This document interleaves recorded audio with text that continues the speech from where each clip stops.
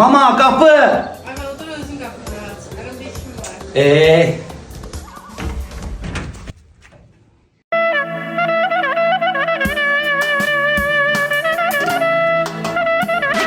Xalçanızı gətirmişik. Ay xanım niyə əziyyət çəkirsiz? Verin mən sizə kömək edeyim də.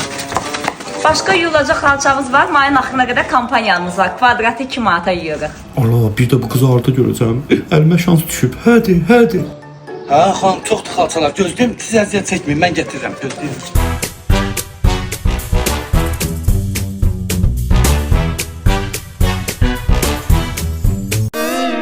Müəllim, mən onu yuyub gətirmişdim.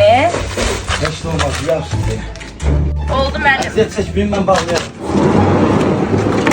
Müəllim, sizdə 52 manat eləyir. Zəhmət olmasa ödəniş eləyəsizdən. Buyurun xanım üstü qalsın.